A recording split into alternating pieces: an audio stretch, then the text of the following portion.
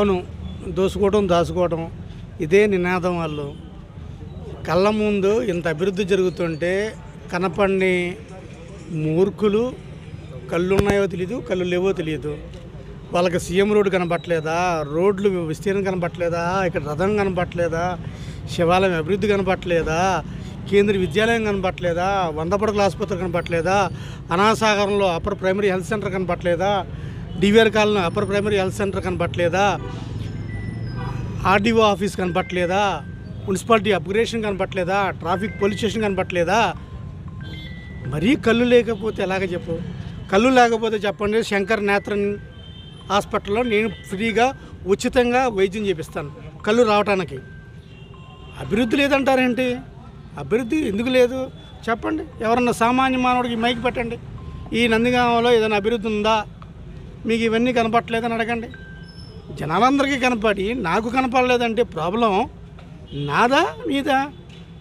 So వాళ్ళకి బేసికల్గా కళ్ళు ఉండి కూడా కనపట్లేదో లేదా కళ్ళు లేవో తెలియట్లేదు.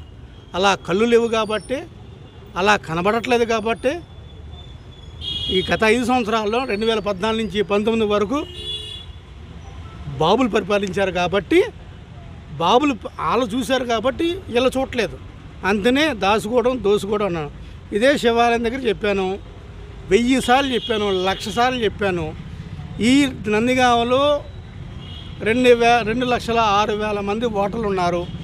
ఈ 2,06,000 మందిలో ఒక్కరంటే ఒక్కరిని తీసుకొచ్చి ఈ మొండితోక బ్రదర్స్ మమ్మల్ని మోసం చేశారు, మా దగ్గర అవినీతి చేశారు, మా దగ్గర దోసుకున్నారు, మా దగ్గర దాచుకున్నారని ఒకే ఒక్కడి చేత చెప్పించండి, మేము రాజకీయాలను విరమిస్తామని చెప్పాను. 2,06,000 మంది జనాభాలో ఒక్కరిని రమ్మని చెప్పాను. ఏ ఒక్కరినన్నా సరే ఒక్కరు వచ్చి ఇదిగో మొండితోక అరుణ్ కుమార్ వల్ల అన్యాయం జరిగింది, మొండితోక జగన్మోహన్ రావు వల్ల ఆర్థికంగా అన్యాయం జరిగింది అని చెప్పమనండి, ఆర్థికంగా రుజువు చేయమనండి. మీరేం చేయగలుగుతారు? 2,06,000 మందిలో పనులు చేయలేదు. అవును, అందరికీ పనులు చేయలేను. ఎందుకు చేయలేను? నువ్వు అవినీతి అడిగితే పని చేయను, నువ్వు అక్రమం అడిగితే పని చేయను, నువ్వు రూల్స్కి విరుద్ధంగా అడిగితే పని చేయను. ఏదన్నా సరే రూల్ బారిగా చేసాం. ఆరుగురు కూడా తీసుకురాని వ్యక్తిని ఎంపీ టికెట్ ఇచ్చి ఎలా గెలిపిస్తారని విమర్శ. ఏదండి? తన ఎంబటి ఆరుగురిని కూడా తీసుకురాని వ్యక్తిని ఎంపీ టికెట్ ఇచ్చి ఎలా గెలిపిస్తారు? ఆయన సత్తా ఏంటో 2019 ఎన్నికల్లోనూ చూసాం. ఈ విజయవాడ పార్లమెంట్లో 6 ఎమ్మెల్యేలు, తెలుగుదేశం పార్టీ ఎమ్మెల్యేలు ఓడిపోతే ఆయన సత్తాతో గెలిచిన మునగాడు. ఆయన గురించి అసలు ఎవరు మాట్లాడటానికి?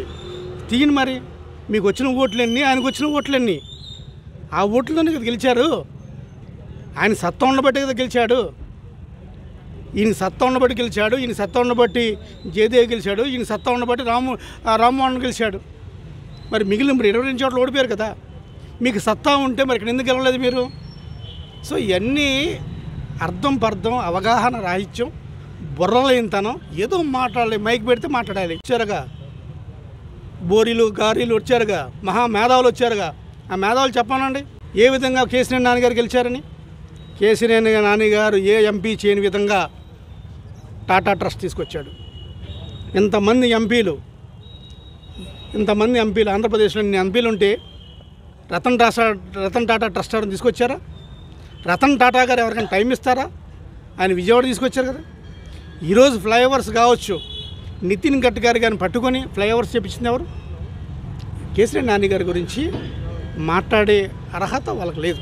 మరిన్ని వీడియోస్ కోసం ఛానల్ ని సబ్స్క్రైబ్ చేయండి, లేటెస్ట్ అప్డేట్స్ కోసం వాట్సాప్ ఛానల్ ని ఫాలో చేయండి, అండ్ లింక్ డిస్క్రిప్షన్ లో ఉంది.